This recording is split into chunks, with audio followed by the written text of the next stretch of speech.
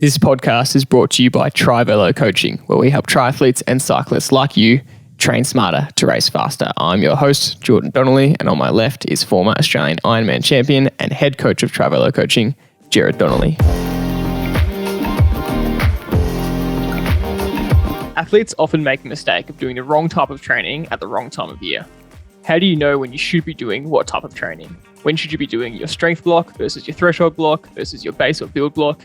When should you spend more time focusing on your weaknesses versus continuing to improve your strengths and things you're already good at? These are all common questions when designing a training program. So today we're going to discuss the 5 major reasons you should think about changing your training program and what you should be focusing on instead. Dad, welcome to the episode. Big one today. We've got a lot to get through. Let's start with our normal segment. What are you grateful for?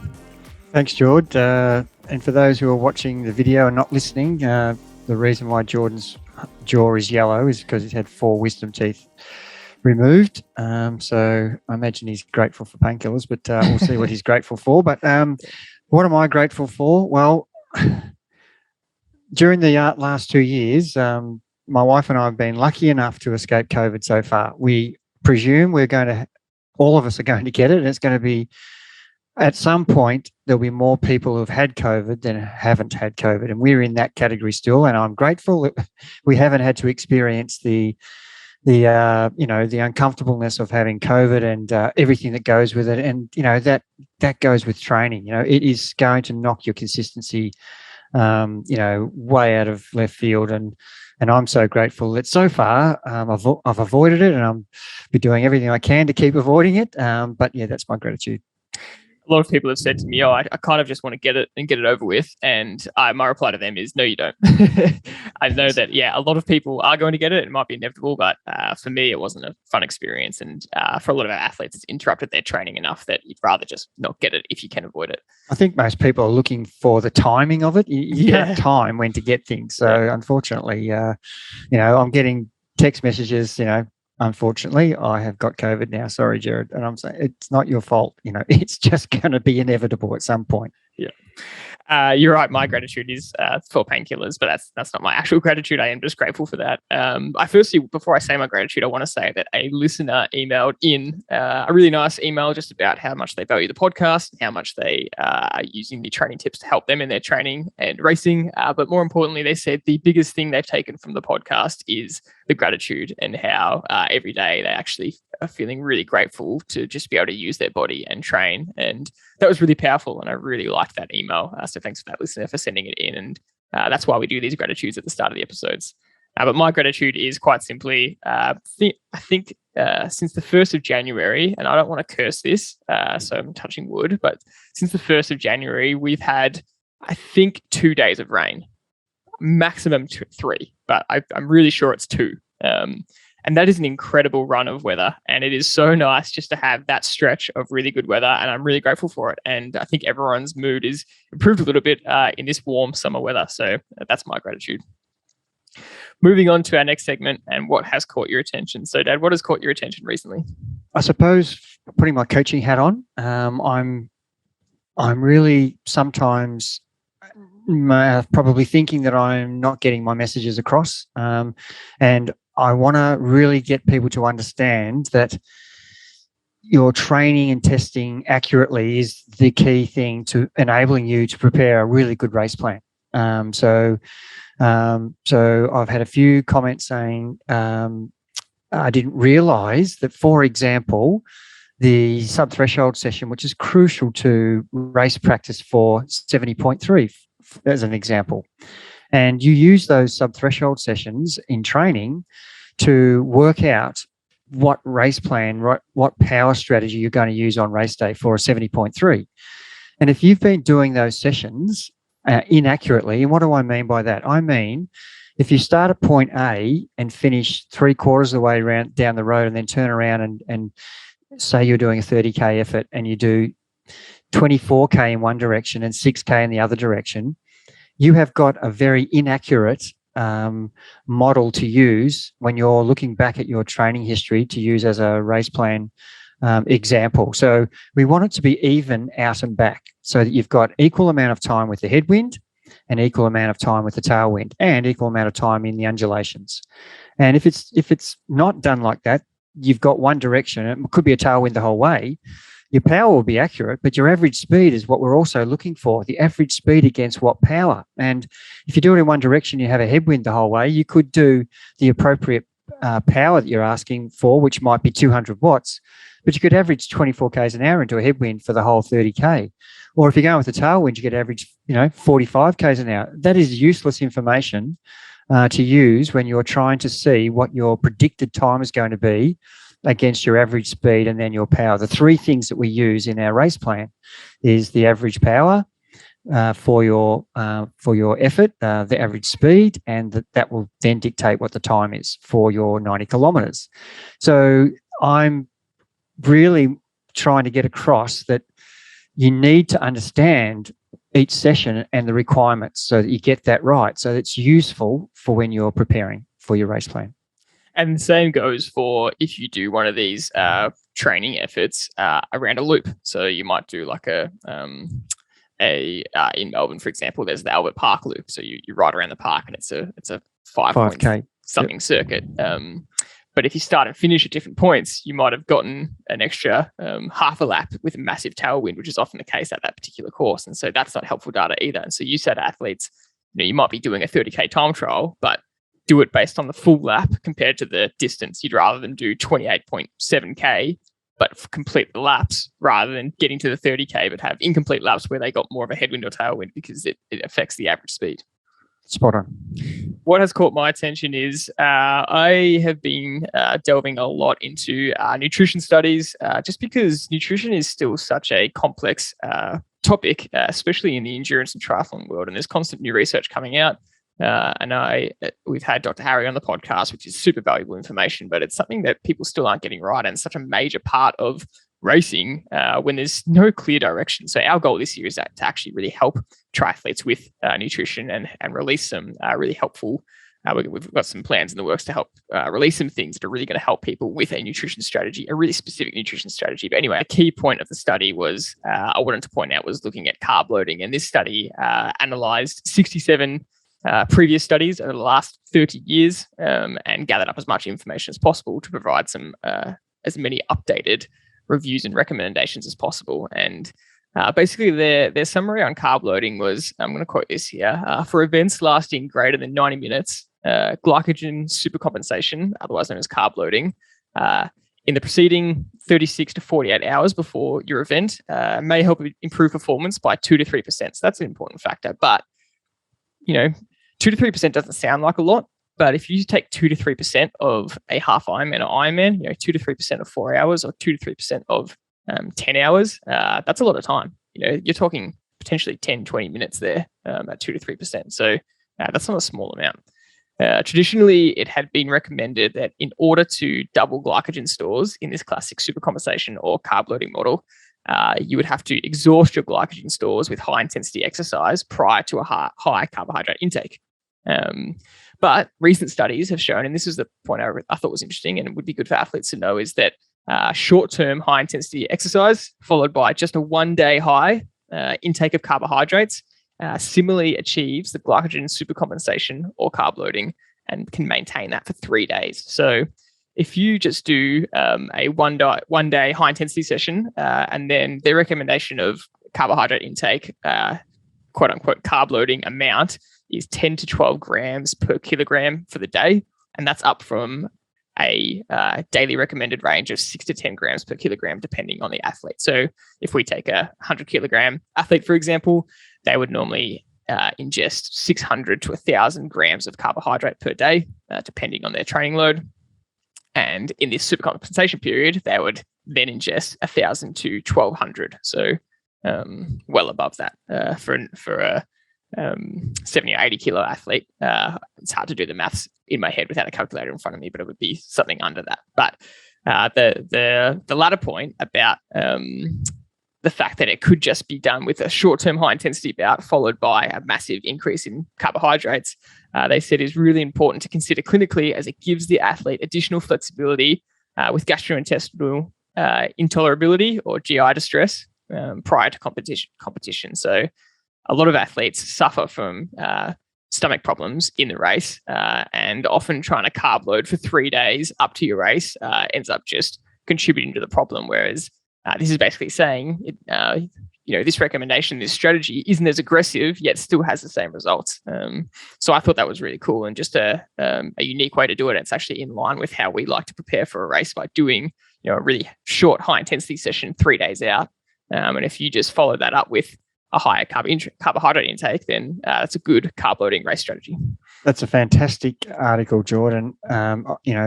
Just so happens that Geelong 70.3 is on Sunday for a lot of athletes that we're coaching, and they would be on Thursday be doing a relatively high intense session, and it's really good to know that they could end up doing one 24-hour period of carb loading post that high intensity session and get to race day with getting almost the same 2 to 3% outcome improvement.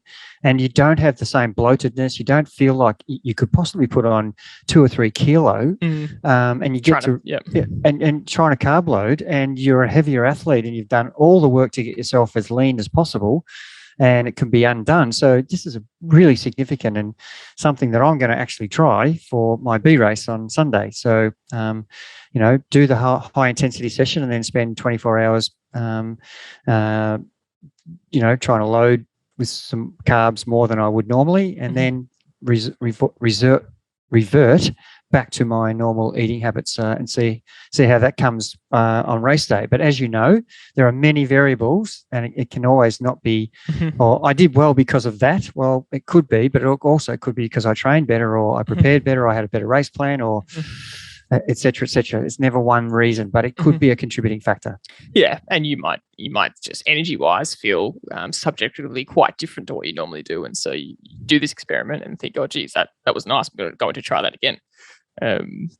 Just in terms of application, like we said, the recommendation was 10 to 12 grams per kilogram. So, Dad, you're about 70 kilograms. So you would just times that by 10 to 12, and that is the amount of carbohydrates in grams you want to take in, which is a lot. I would guess based on your daily intake, you would be having 300 grams of carbs per day, something around there. And so to have 70 times 10 at a minimum 700, that's almost double what you normally have. So it'd be interesting to see how you feel with that. I think I can give it a go, Jordy. I'm pretty good with the sweet tooth. Yeah, exactly. Yeah. Muffins, they're always staring at me and I don't get them, so I'm allowed to. This summary didn't actually give any indication as to what source of carbs, but we'll get into the topic of today. So 5 major reasons to potentially change your training program right now. Is there a time when you would change your training program? And on this note of preparing for the race on Sunday, Dad, you're doing the 90-kilometer time trial on the weekend as part of the team's race for the half Ironman. And you did something different today. You did, instead of a short high intensity session, you've done a 30-minute time trial, a threshold session. And why did you, I want to ask you straight off the bat, in terms of talking about changing your program, why did you decide to do that, which is different to what you'd normally do, a threshold session so close to the actual event? Well, it's great that this topic is being talked about today because, I've had 30 or 40 years of the same type of preparation taper plan going into each event, which has been reasonably successful, you might say. But just because it's reasonably successful, does that mean I can't do better than that? So I like to experiment on myself. And this is an experiment that I'm doing. It's not my A race. It's a race and that is another question in itself. For me, whenever I put a number on, it's an A race. But but I know that, I'm not. The A race refers to how tapered am I? How fresh am I? In my mind, it's an A race. Every race I do is an A race. I don't care if it's marbles. It's an A race, marbles race. So the point I'm making is I'm trying to see if I can improve my preparation for a race. If I can perform better, and already I've added one change, which is your recommendation to carb load for 1 day rather than 3. And now I'm doing a second change, which is not do a short high intensity session that's kind of over under, but do a threshold session. So that's the one reason. I want to see if I can improve my preparation, and the outcome will be on race day. I'll be able to decide that. There's another reason as well. I'm not 100% convinced about my current accurate number, my FTP number. So, I just want to reconfirm in my own mind, put myself at ease that, yes, this is the number I'm taking into this race. And my race plan is based around today's threshold session, which is literally 3 days before the event. And, people might say, well, that's too intense for something that's so close to an event. It might well be. I might perform poorly on the weekend as a result of that. I'll never know it's exactly for that reason. It could be that, the carb loading didn't help me either, but we'll soon find out whether it was a contributing factor to a good performance or a same performance or a worse performance. But I do know that I'm going to try and do things differently to see if it does make a difference. And that's what I do as a coach, to try things on myself before, and obviously getting some anecdotal evidence from proper scientific studies to back up my thoughts and theories. And who knows, people could be doing threshold sessions as part of their, but you've got to remember, and all jokes aside, everybody is going to have a different reaction to different tapering methods. And what works for one person is not a blanket method that you would use for every single person. And that's one of the jobs that each athlete needs to find out is, well, in the post-race analysis, how was my Monday, Tuesday, Wednesday, Thursday, Friday, Saturday before race day? What things should I maybe reconsider that were good or bad or poor? And these are one of the things that I'll definitely be looking at.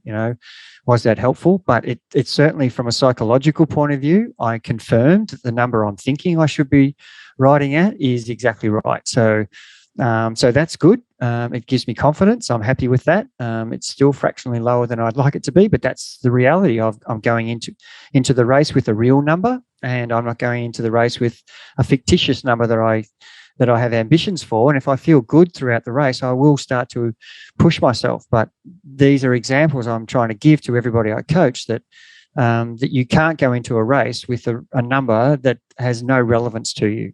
The ambition and ability, that confusion topic that I keep saying, what you want to do and what you really can do, they have to be very closely aligned. And if you get that right, you won't make a mistake. But if you have unrealistic expectations of the power number, you'll fall flat on your face. You will absolutely creep home, and then you won't be able to run. So it's a harsh lesson.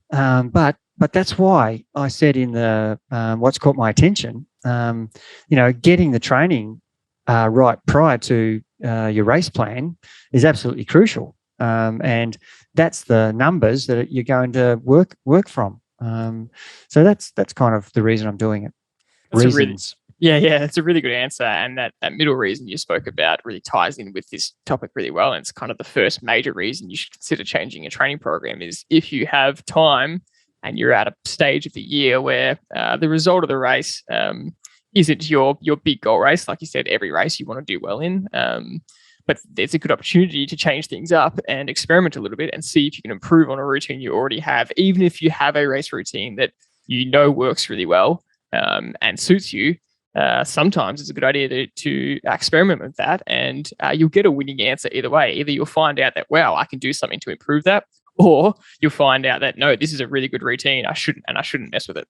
Yep, I totally agree with that. And as I've said many times, you just have to find out what's working for you. And as you get older through your journey as an athlete, that may change. And at the start, I said, just because it works doesn't mean that you can't improve it. And that's what really the basic overload principle is. You set a standard and you want to get better. So you try to train a little bit harder or a little bit smarter or do something different that's going to improve you. At the end of the day, that's what we want. We want to get improvement for all the effort we're putting in. Another major reason you might need to consider changing your training program is to focus on a weakness of yours. And you might have a really clear weakness. You might be a unbelievable rider and runner, but a horrible swimmer. Or you might be a gun swimmer. You're getting out of the swim leg first, and your bike's quite good, and then your running is 10 minutes behind the rest of your pack. So or if you're a cyclist, you might have a lot of aspects of your cycling down pat, but you're really weak on certain sections, and that's letting you down in races. So when is it time for you to bite the bullet a little bit and focus on those weaknesses? Because doing that kind of training really sucks, because it's you have to go through that whole adaptation period of your body getting used to it. You're not performing well. You're a lot further back than you used to be because you're strong in other areas. So when is it time to bite that bullet and spend some time focusing on your weaknesses? It's funny because it hits you right in the face the minute you finish your event. You get clarity, don't you? Mm-hmm. You have clear understanding of what you did well and what you did poorly. And if you don't have that, you need to go and search in your post-race analysis. So as soon as you've finished your A race, that would be the time for me where I would go, okay, and let's just take one sport. Let's not talk about I'm weaker in one of the three or compared to the other. Just I was able to ride the power for 70K and then I faded badly. That is something I need to improve. It's not because I started too high. I started at the right number. I started bang on my plan, and 250 watts was what I was trying to ride at. I got to 70K, and all of a sudden 250 became extremely difficult to push. And then 245 became my next norm, and then 240 with 5K to go, I was pushing 240 instead of 250. I dropped 10 watts. There's something that needs improving, and that is being strong at the back end of a 90K time trial. So you've identified something straight away. You need to improve your endurance aerobic fitness. And so I would then go out and start to do sessions that are going to enable me to improve my aerobic fitness, which might mean doing some more endurance, getting some strength into my legs so that I am strong in the back end of any of the races that I do, that I can hold the same power, no matter what I'm talking about as a swimmer or a runner. I can hold the same pace when I'm running and not fade from 5-minute K pace where I'm trying to aim to run the whole half marathon, and I end up at 5:20 for the last 5K.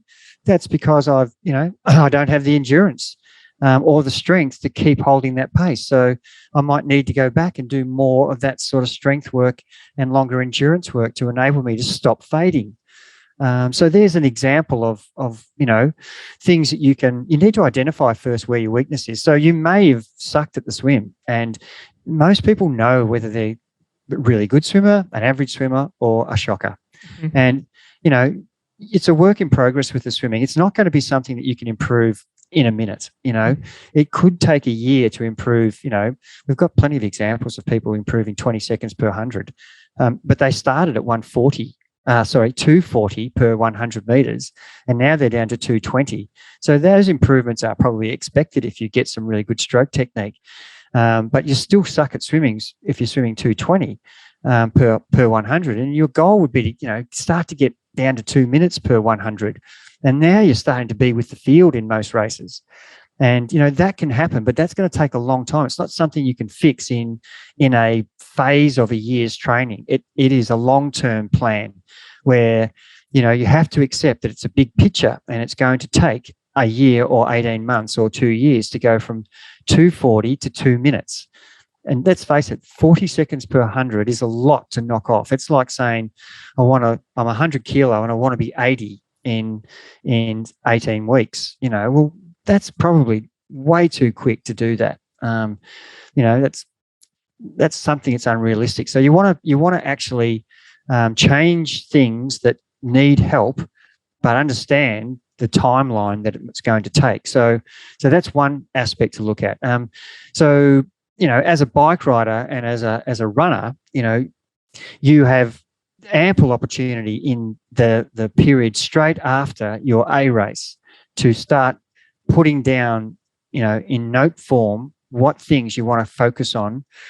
Yes, I need to be stronger at the back end. I'm just using that as an example. Or or my FTP is actually too low for me to actually ride any faster than 35 k's an hour in any race. The only way I can ride faster is to improve my FTP. So I need to be doing more threshold training and more VO2 work. That's going to build my engine. That's going to give me a higher FTP, which means I can ride a faster time or higher average pace on the bike, which means my 230 for a 90 kilometre time trial can now be a 225 just because I've improved my threshold. So they're things that you will find out as soon as you finish that A race, and they're your goals, and you need to write them down and make that a focus.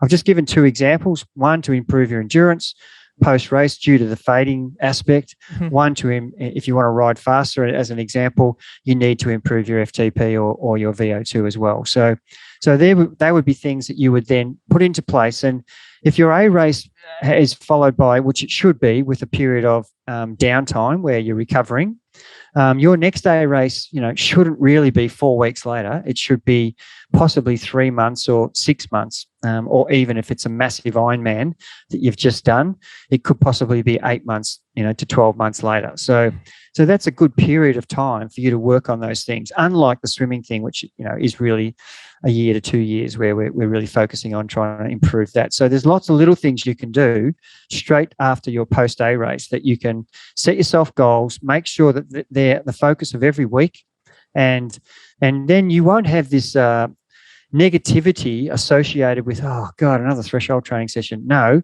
I need to do this because if I want to actually ride, a 3 hour to a 2 hour, 90 kilometer bike leg, this is the session that's going to help me do that. And that's a motivator to me. Many people out there are going, I'm training my ass off and I'm not getting any better. Well, you're not training the right sessions. You need to identify where you're weak, firstly. And, if you see someone who's able to ride, you're a 2 hour 45, 90 kilometer bike rider, and you see someone going 2 hours 20, well, how do they get there? Well, the sessions that you need to do that are varied and vast. And they're the things that you need to focus on. Even though they're hard in training, you need to know that if I do these sessions, it will make me a better bike rider, for example. So embrace those sessions because the value you have of them. And I suppose I really get frustrated with people who go, the negative side of doing threshold or VO2 because it's so difficult. Well, just remember, you're asking to improve yourself. Don't avoid the things that are going to make it happen. And remember, there's not a lot of people training like that. And you will all of a sudden start to be a better triathlete because of that, and people will notice it. What are you doing? Why all of a sudden you can ride a kilometre an hour faster over this distance of 40k? What stuff are you doing? And it's your little secret that you've basically identified where you're wrong. You've found out when to do it in your season, and come the next test, which might be your next B race or C race or time trial or testing or your A race, that you are a better athlete than you were post last race. So yes, it is important to know when to do it. And as I say, as soon as you finish your last A race, that's the time to be really critical of your own performance. So based on that summary, you're a big believer in identifying the weakness straight away and working on it straight away. How much should you sacrifice other parts of your training program and things that you're doing really well for your weaknesses? So I know this I know your answer was, as always, going to say it depends on what it is, but in some of those examples, swimming weakness, we spoke last week on the podcast about there's not much point in doing more than 2 or 3 swim sessions a week because of the minimal time gains possible compared to the bike or run. You spoke about bike endurance. How much do you start focusing on these? Because the more you do that, something else has to give in your training week. So how do you approach that kind of sacrifice? And what's your mindset around that? Yeah, it just doesn't have to be as a swimmer, biker and runner. It could be that what's holding you back is your poor flexibility or lack of strength or lack of core in your body. So it might be that you need to add other things into your program as well. And being unable to hold form is another example of a post-race analysis.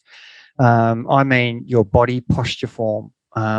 Where as a runner, if I took a photo of you in the first 2 or 3K, and then I took a photo of you at 38K in the marathon, you will possibly look differently.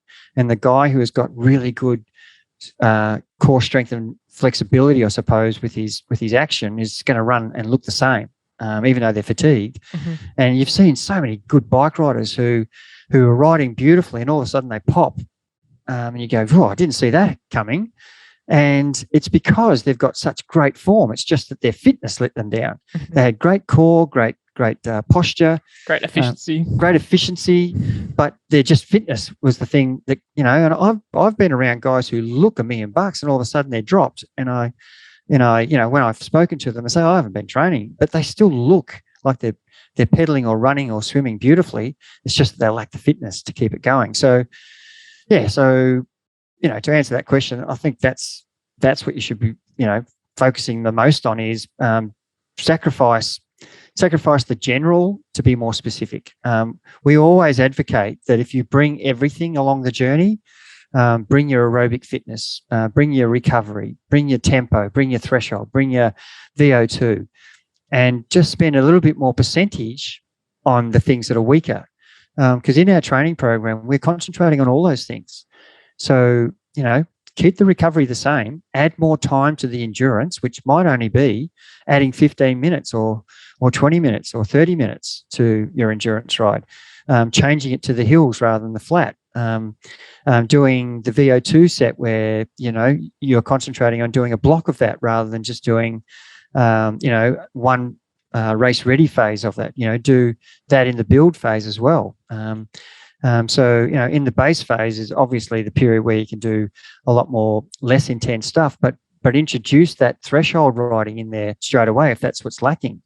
So that, the more times you train at threshold, and for those who listen to Anna Davis's World 1 Hour accomplishments from last week's podcast, will understand the specificity of what it takes to be the best 1 hour female 57-year-old and second best in Australia and 9th best in the world at 57. It's because she's specifically training the things that are going to happen on race day. Hyper specialized. Yeah. And so, as a triathlete, it's the bike I'm picking on here or the run, it is a threshold time trial. So you need to spend time at that. And because as human beings, we like to avoid the things that are uncomfortable, we avoid doing those sessions. And from what I've told you in private, that since the Nationals road race on January the 13th or 14th, I've probably done 8 threshold time trials since. And, there is no way known after my post-race analysis that I was going to, this is a great example of me, talking the talk and actually doing something about it to myself. And I don't expect that I'm going to improve in 3 weeks. Mm-hmm. This is a big plan that, by August, September, October, all the work I'm doing now is going to prove fruitful. But it's very uncomfortably mentally and physically to line up a minimum at this stage once a week for a threshold race. And that's what I've been doing. And that takes a lot of mental strength to line up and know that you're going to be suffering for, I just did a 30-minute one, whether it's 23 minutes, 20 minutes or 10 minutes or 40 minutes. It is going to be you on the rivet for that period of time. It's uncomfortable and it hurts, but I'm all the time thinking, this is going to make me better. That's all I care about. What do I need to do to get that number from where I don't like it being to where I like it being? And that is the basis for my thought process.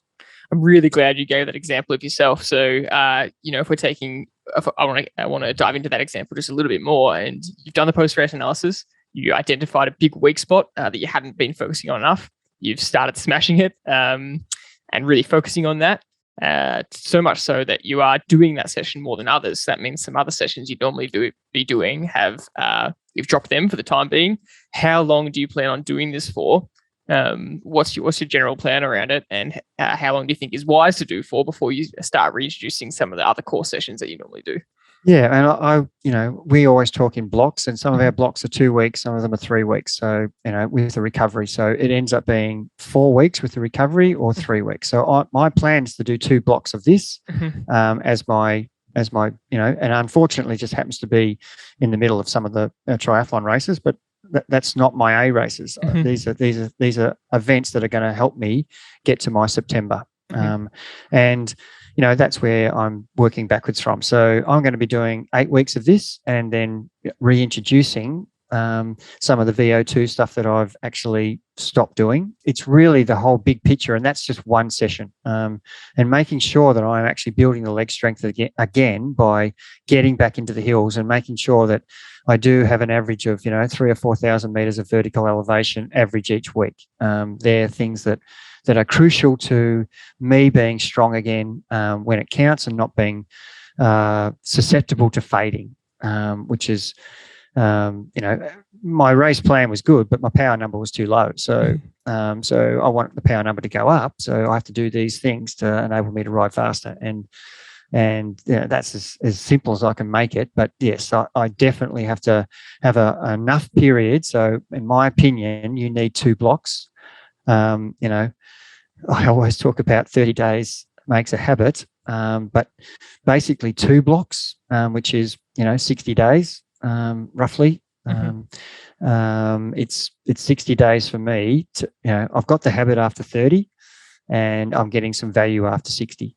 If I kept going for 90, it would still be okay, but I'm not sure mentally whether I could do that for a 12-week period of doing basically a race. We raced on Sunday and I raced on Thursday, basically. So I've done in the space of 4 days, I've done 2 races. So, and I don't like talking about myself, but I'm just giving these examples of how I'm experimenting on myself, so that it will be evidence for me to help coach people better if this is a weakness in themselves. And I know that I've done this before, so I know that it works, but I'm actually revisiting stuff that I knew worked, but I was avoiding. And it takes a really poor result in your own mind to get you motivated. It gets me motivated anyway. Yeah, absolutely. So I want to talk about the race ready kind of phase, and that example of Anna Davis, how she approaches the race specificity. But before that, when do you send people or athletes back to a base building phase? When do you say, you know what, you need to go and have 1 or 2 or 3 blocks worth of base building to really get some endurance back? Because that is always a key part of an underlying foundation, as you talk about with any training program. But when do you decide that someone needs to stop training hard or stop doing such high intensity stuff and go back to that? Yeah, I could use some events as a help. I suppose one of the big cycling Grand Fondos is the Peaks event, which is 240k, 4,500 meters elevation, with 3 massive climbs that are over between an hour and 2 hours. And that's an event that you need to prepare the base phase properly. And so, if you come 8 weeks out from that event, you're on a hiding to nothing. You're going to struggle. You're better off coming in. That's something like 24 weeks out. And it also, as I say many times, depends on what your current form is, current fitness. That event is coming up in 4 weeks' time on Labor Day in March. So the majority of the guys have had a great, October, November, December of getting hill training, strengthen their legs, building up from 3 to 4 to 5 to 6 hours, and they've progressed to 7 hours. Some guys have done a couple of 10 and 12-hour rides, but they didn't start with 12 hours. That is not what I'm saying. That's, the base phase, it seems the reverse. The base phase is getting your body ready to be able to handle the load that's going to happen as you get towards your A race. And this is an extreme example I'm using. I could use Ironman, but I'm using, for the average rider, this Grand Fondo is between 10 and 12 hours. For some, it's 14. For some, it's 8. So the range is vast. So you would think that we would start with, really long, slow training. Well, we do, but we start with 3 to 4 hours. But if you've already come, to the program or to this event already with 4 hours to 5 hours for the last 7 years, then you don't need to start at 3 hours or 3.5, and you don't need to be ramming 7-10 hour sessions in October. You don't. That will get you in form for Christmas. Specificity of the event, like we talked about with Anna for a 1 hour stuff. Well, this could be possibly a 12-hour event. So you need to know that your body can cope with the nutrition and with the fitness factors and the elevation that's required in this event closer to the race. So you want to be doing your 6, 7, 8, 9 hours, 8 weeks out. That's probably the last time you've done your base where you've built up to that, and then the last 8 weeks is progressing longer and getting yourself prepared for the requirements of the time of that event. So it seems like the base phase is you doing longer stuff like the 12-hour stuff, but it's the reverse. And that's the way that I would prepare any athlete, no matter what level they came to me. They would be doing the longer duration training, but they still do the high intensity stuff during the midweek. But their load and their ability to cope with the load has to be progressively introduced week by week, block by block. And doing it the other way will cause you to burn out too quickly, or it'll cause you to get to your peak form at the wrong time. Sorry, is that what you mean by reverse? Is you're saying people would associate base building with longer stuff, endurance, but you can't just start a base building phase with really long stuff. Is that what you mean by reverse? Yeah, you can't start with 10 hours. Yeah. When your body has only been coping with, let's use the extreme example, the longest ride you did up until when you started the Peaks program, which was a 20-week program, the longest ride you've done was 2 hours. So we can't start you with the long, slow ride of 12 hours. That's what I'm saying. So basically, you don't need to send anyone back to a base building program if they've got that endurance behind them, and they could just go straight into a 5-hour ride or 6-hour ride. You're only sending people back there if for some reason they've lost that endurance and they need to progressively build that up again. Yeah. So there's two types of riders who come. One rider who's already been doing this for eternity, and the other rider who it's basically new to them, and they won't cope with anything but slow progressive build. So that is my opinion of how you can't just throw a base program at every athlete who has got different requirements. Everybody's happy to say, let's do a base build and race ready and taper phase, and that model is fantastic. It's perfect. But it's written differently for each person. It has to be, because some people come with no experience, some people come with general fitness, and some people come who are unbelievably fit. And so that specifically has to change. So that is a perfect segue into understanding when you should move through the phases. So you need to do this base building kind of block if you identify that, wow, I actually can't handle a 5-6 hour endurance ride, so I need to spend a block building up to that, and then you can move into the build phase. But I want to start talking about the race ready phase, and you really like to look at the professional cycling formula and how they use the same formula year in, year out to really get themselves into race ready form, and when that is when it's the appropriate time to change your training to that. Yeah, and look, we've got to mention these are professionals, and we're trying to give advice to the everyday average triathlete, cyclist, and runner and mountain biker who's got a job and a family and all sorts of time limit on their days. So let's just look at what the pros do. So their formula that until someone comes up with a better system, and I'm backing that the Norwegians will at this point. But the formula is normally you have your season and it finishes. For example, it might be the Giro might be the end of your main. That might have been your A race, or the Tour de France might have been your A race, or the Welter might have been your A race, and then the world titles are normally after that. And then there's just a whole lot of other races that they like to do because they're professionals. They need to race. The Spring Classic. So there's kind of the year's divided pretty normally, except for a COVID period. But normally we have the Spring Classics in March and April, which leads into the Giro, which leads into the Tour, which leads into the Welter, which leads into the World Championships. So that's how the year's broken up. So a lot of the pro teams will make a period after the World Championships is the break period. So they'll have all of their professional contracted riders having a break from riding, and that might mean completely off the bike. And just like as a footballer, coming back from pre-season, you don't want to actually sit at home watching telly, eating pizza and drinking beer. That's not what they're saying.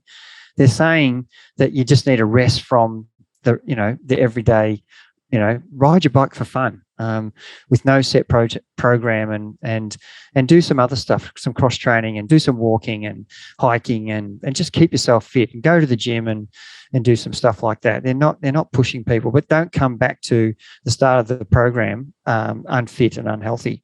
Keep yourself fit and healthy during that period. So the next thing they're doing is they're meeting for a training camp, and that would normally be at altitude. So they would go to the Sierra Nevada in Spain, or they would go to Tenerife on the Isle of Man, or wherever, to the French Alps, etc. That's kind of an example, isn't it, of going back to base training, but because they've already got such a good level of base, they're not starting from scratch. They're starting from the high level that their fitness is at, and then building on that.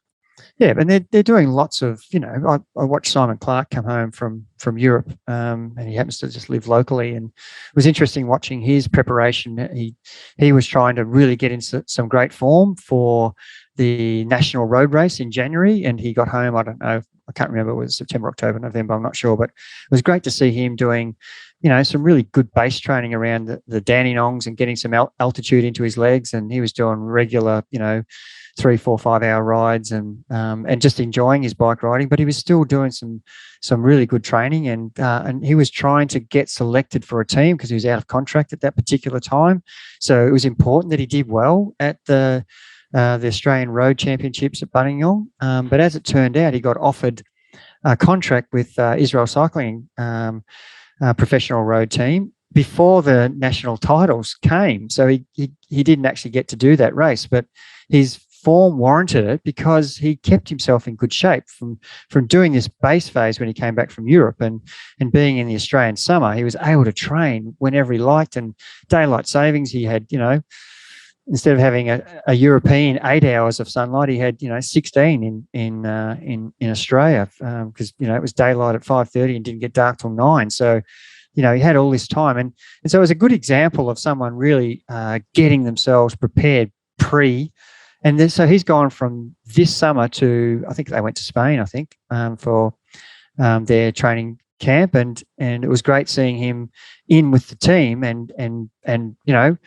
riding really solidly with the team, and he was well prepared for the training camp. So the training camp's not about flogging the riders, it's about actually getting them to gel as a team. That's probably the most important thing, is to train together, but to get some strength. Why are they going at altitude, and why are they in the mountains? They're trying to build strength and endurance where their breathing's minimal, and we know from what the Norwegians have done with triathlon that is a key part of their program, getting strength at altitude. And we know Jan Frodeno does the same as a triathlete. He's back there at the moment doing altitude training. So we know that formula works, but as an age grouper and someone who doesn't live near the mountains, that's near impossible to achieve. So, you try to get yourself some training sessions that are near some hills where you live. And if it means you have to drive a little bit, that's what you should be doing, or ride a little bit longer to those hills.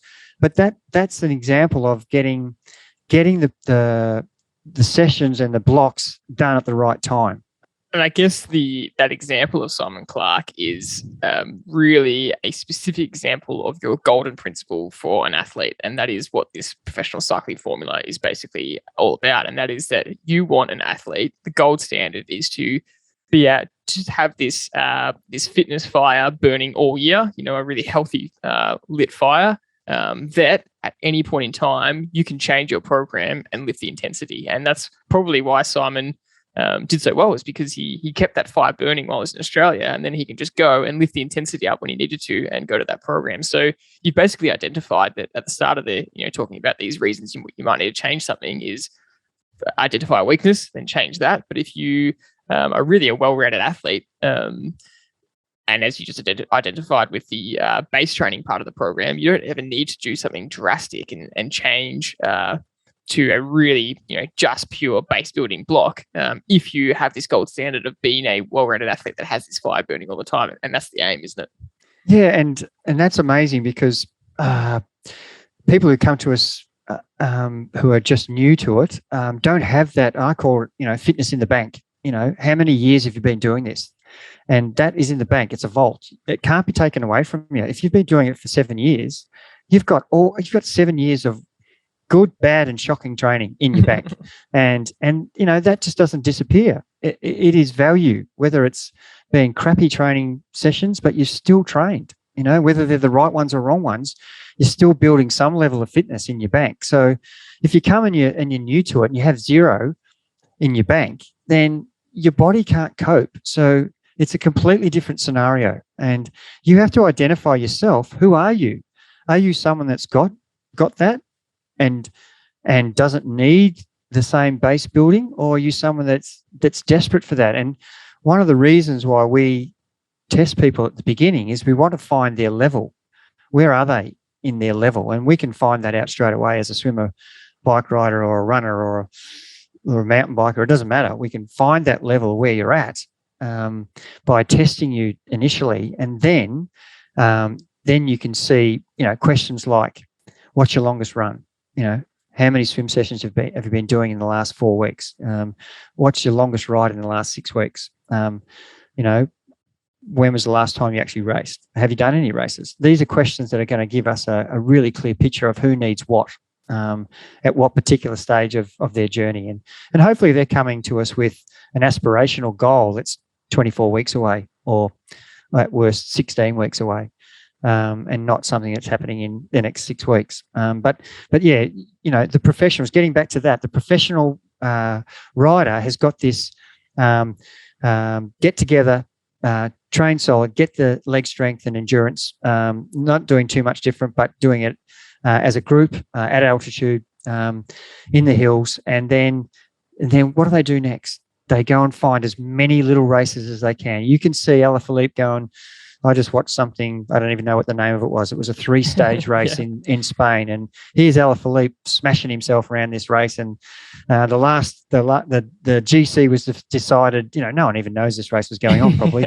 The GC was decided on the last climb of the day. It was a serious climb. It was 1,500 meters, and here's Alaphilippe out of his seats, trying to stay with the lead guy. And he ended up losing the GC by 20-something seconds. Yeah. But he was not relinquishing that GC without a fight. And what is he doing that for? Not, he obviously wants to win GC. That's the main reason he's doing it for. But he knows that this is going to get him into an incredibly fit position when he comes to whether he's doing Milan-San Remo as his goal race, or whether it's Paris-Roubaix, or whether it's Tour of Flanders, or, Flèche-Wallonne. But he has got one of these races, or if not 5 of them in his sights, that he wants to win. And he will win one of those monuments. But why? Because he's now got competition racing. He's done his altitude. Now he's got the competition, the intensity. And then all of a sudden he'll start doing a lot more serious, well-known races that may not be his A race. He might go and do the first race, which is the Nieuwsblad race, which is in 2 weeks' time. He might do that and finish eighth, and he doesn't care about that. It's still another competitive event for him, so that when he gets to, I'm imagining the Milan San Remo is the one he wants to win. That's what I kind of predict that's going to happen. But that's what he might be working backwards from, and we don't know. I'm guessing. But he's a really good example, isn't he, to watch for this, because every year come February, he's willing to do this. He's willing to turn up to all these no-name races and flog himself and put himself in the red zone and blow up and ride really erratically, and it's just exaggerated because it's Elephant Leap, so that come April, he's in the form of his life. Yeah, and he's at ease in his mind that, of course, he actually nearly won the thing. Yeah. But he's not racing logically. He's actually putting himself to the sword and not protecting himself. It's using it. And you should never race to train. You should always train to race. But he's using these for a purpose. And don't misunderstand. He is trying to win, but he's not. He's not protecting himself to win it. Like he's not got the team around him. He's just out there on his own. One of the guys from Quick Step came up behind him, and he was a chance to move up the podium. He wasn't helping Elephant Leap that much, so it's kind of that's not what it's about. But when it comes to the real thing, it is. So then he comes to this phase, and just to go on using this example, I know it's probably going too long, but then once they've finished the Spring Classics, they don't keep the form. They go back and start their team build again. They will probably go back to altitude again, because his next race will probably be, and I'm not trying to predict here, but it'll probably be the Tour de France. So then he's got from April to July to go back and repeat that. Go back and do some recovery from the Spring Classics. Do some fun, easier riding, almost like a little mini break, and then he'll go and do the Tour de Suisse, which is a 3-stage race, or the Paris-Nice. Do all these stage races that are going to get him used to, get his body adapted to day after day after day after day racing, so that when it comes to 21 days of the tour, he can cope. So he's again got the same formula. Recover, go to altitude, strength again. So they're repeating the cycle, and then he'll do the same for the world title. It's no coincidence that he actually won the world title. Him and Peter Sagan. Sagan won it three times, and Elephant Leap's already won 2. So that formula, that's for a professional. It works. But what we're trying to say is, as an age grouper and an everyday person, if you keep that fire burning, you can jump up for the race in 8 weeks' time. It's better if you pick one race and work towards it, like we've given the example. But if you want to do multiple events during the year, and let's face it, we're not professionals. We're doing it for fun, and we don't want to miss out on a lot of races. So we could have lots of races in our calendar that we want to actually go and do. And so therefore, if you just keep this level of fitness going, where you do, for example, after the Geelong half Ironman, I would not continue training people that week, or possibly 2 weeks after that. They would be doing absolute recovery. But it also depends on when their next race is, how long their recovery goes for. Some people who don't have a race for a while can recover longer. Some people are lining up for Melbourne. It's a quick turnaround and back into it. So every situation deserves a different outcome. And so there's no one fit that fits everything. And you can say that about 1,000 topics that we bring up, that there's never one fit that fits every scenario. So you need to be flexible. But the generalizations we're making here, you should be really thinking and using. So I guess to finish it off and to summarize, we've really identified some of the key physiological reasons to change your training program, and that's based on your clear weaknesses that you could identify, or what phase of training you need to go into, whether that's a strength phase or a base phase or a build phase, or get yourself into racing form. And they're all based around training physiology and improving your physical performance. But I know that as a coach, you also look for some other factors that aren't necessarily related to training as key indicators and key factors as to why someone needs to change their program. And I want you to talk about some of them, but some of them might be, demotivation in an athlete, or you look back on a month and an athlete has just slowly increased the amount of sessions they're missing, or repetitively getting sick. These sorts of alarm bells or red flags are things that come up that are really high indicators that someone needs to change what they're doing and do something different. Yeah, it's a hard conversation to have, isn't it? When someone's performance is stagnating or actually going worse, and the job is between you and the athlete to identify what is actually going on, and it's really normally quite clear. And all the reasons you just gave are generally the reasons. There's always going to be a case where they've ticked every box, they've done everything right, and they're still not improving. That's when you need to really hone in specifically on, well, this program is not working for you. We need to change something ASAP. If we've eliminated the fact that you've lost consistency, you've been sick, you've been injured, you've had a crash, you've been ill, you've had COVID, you're not motivated. If once we've eliminated all those things and we're still left with you've done all those things well, then that's the time to ask yourself, well, what are we doing wrong here? Have we not concentrated on the weaknesses that you've now shown that stopped you from improving? And you need to change something. The definition of insanity is keep repeating the same mistake and expecting a different result. So this is the only time where I would say, okay, let's change it. Let's try something completely different from the norm and experiment. Let's flip it around. Let's do more of this type of training that you haven't done a lot of, that maybe you need more of.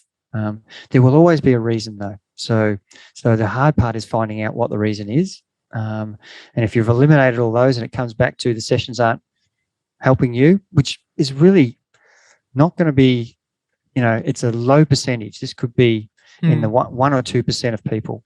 Because generally over the journey, it works. If you do everything well, you will slowly improve. Just chatting to someone, before and they've, smashed out their hill climb FTP from 260 to 308 in the space of 6 months. It's fantastic improvement. So many things they did well. They trained well. They ticked all the boxes. And they've learned how to execute the hill. When they first did it, they were too hard at the start, faded and crashed and burned. And now their execution. So there's so many reasons why they've improved. It's not just the training. It's other factors. So those other factors are important, and so is the training. But at the end of the day, it takes time for these things to change. It's not going to be, I'll just do this for the next 3 weeks. Like I gave the example of myself that, I've only gone up 8 watts since the 16th of January, which is 4 weeks. And some people might say, well, that's unreal. And it is, but I'm still a long way from where I want to be. But it's a start. And, and losing 10 kilo, that can't happen in 2 weeks. It has to take 6 months or a year to do that, so that you give yourself a realistic chance, because anything that's unsustainable, well, you're going to fail at it. So, it has to be balanced. So yeah, that's probably the last thing I want to say on that, and that would summarize it well, because there would be always reasons why you need to change things up. It's just trying to find out what you need to change and why you're changing it. I think they're the key things you have to ask yourself. And I guess to finish off, I really want to ask you this point, because there are some athletes, maybe you'd call them the star athletes, that you do not want to change their program. You don't want to change their formula. You just want them to keep going like they are, because year on year they're improving. And this has been a lower percentage of athletes, but what's kind of the identifying factors for an athlete to say to themselves, no, I'm going really well and I just need to keep what I'm doing, because I'll continue to reap the rewards. Yeah, look, we have talked about this many years ago in some of the podcasts when we first started. Was if it's not broken, don't fix it. But you always want to try and improve, don't you? You want to tinker. You want to experiment a little bit here and there. But you're right. We've got a small core group of people who are still improving.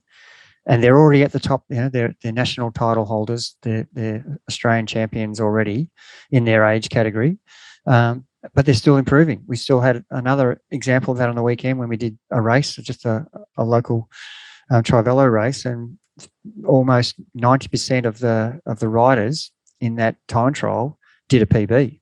And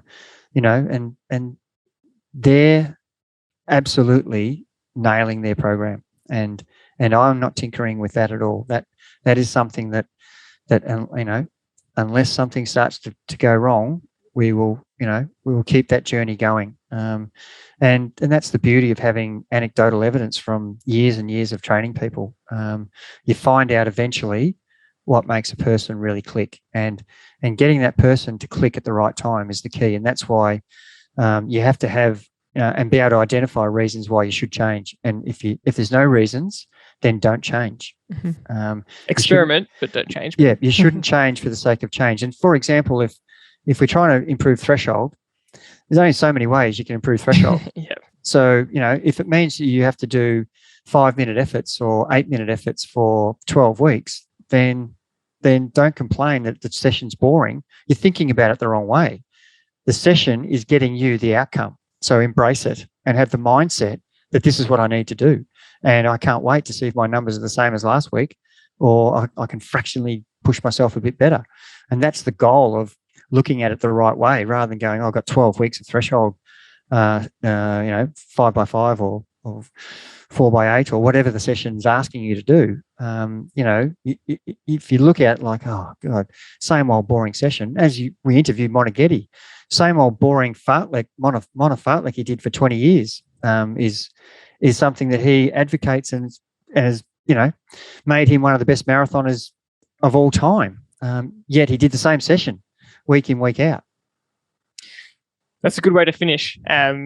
I think there's a lot to think about there, when you're thinking, and that's the nature of a training program is it is complex, and it is based on pretty similar principles. And ironically, that last point, don't fix things if they're not broken. But it really is important to think about what factors apply to you, which mean you need to change your training program. So we'll leave it there. It's been a very packed episode. We hope you can think about some of these factors, whether they be with regards to your training and your training block, or whether they're regards to your own your own life and maybe any emotional factors or mood factors that are impacting your training. But that self-awareness is really key. So use these factors, see if there's something you need to change, and hopefully that can help you improve for the future. Thank you very much for listening to this episode. We'll see you on the next one.